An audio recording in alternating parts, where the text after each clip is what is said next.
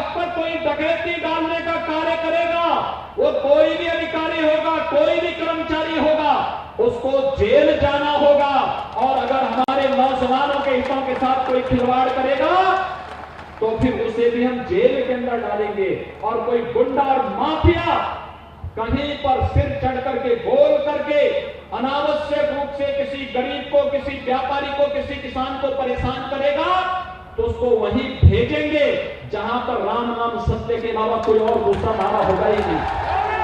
2017 में विधानसभा चुनाव प्रचार अभियान का शुभारंभ मैंने इसी बुलंदशहर से किया था और बुलंदशहर में आकर के तब मैंने आपसे कुछ कहा था।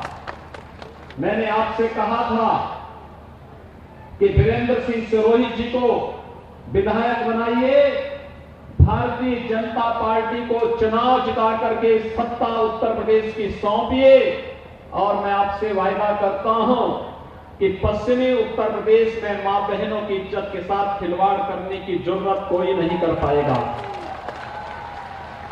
तब मैंने आपसे कहा था कोई कैराना और कांदला की घटना करने का दुस्साहस नहीं कर पाएगा, कोई सचिन और कोई गौरव फिर से अपने आप को बलिदान करने की आवश्यकता नहीं महसूस होगी। और आपने समर्थन दिया, सहयोग दिया। आज आपने देखा होगा पश्चिमी उत्तर प्रदेश में बहन, बेटी और हर नौजवान, यहां का किसान अपने को सुरक्षित भी महसूस करता है। दंगाइयों को कहां भेजना है ये सरकार ने पहले भी नहीं तय कर दिया था। दंगाई वहां जा रहे हैं और एक एक माफिया के घरों में और उनकी अकूत संपत्तियों पर चल रहा बुलडोजर आज इसका प्रमाण है। पहले ये गुंडे माफिया सत्ता के संरक्षण में गरीबों का, व्यापारियों का अपहरण करते थे, उनकी जमीनों पर कब्जा करते थे, व्यावसायिक प्रतिष्ठानों पर कब्जा करते थे, बेखौफ घूमते थे। लेकिन आज ये जान की भीख मांग रहे हैं और इनके द्वारा अनैतिक तरीके से कमाई गई संपत्ति पर सरकारी बुलडोजर चलता हुआ दिखाई दे रहा है। ये है व्यवस्था कैसे चलनी चाहिए, ये एक उदाहरण है।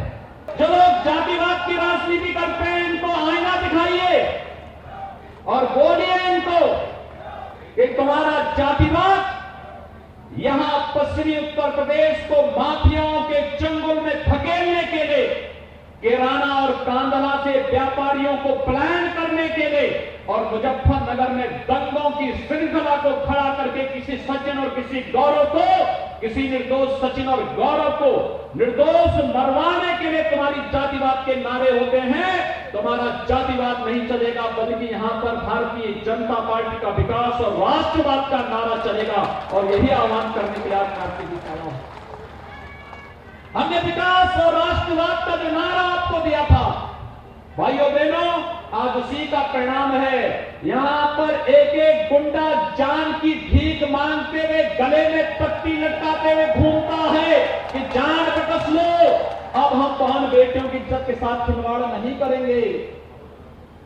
ये वही पश्चिमी उत्तर प्रदेश है जिस पश्चिमी उत्तर प्रदेश में कांवड़ यात्रा को नहीं निकलने दिया जाता था। कहा जाता था कि इससे दंगे होंगे। हमने कहा भी जब सरकार आएगी, हमने कहा कोई दंगा नहीं होगा, दंगा जो करेगा उसको हम ठीक कर देंगे। कांवड़ यात्रा भी निकलेगी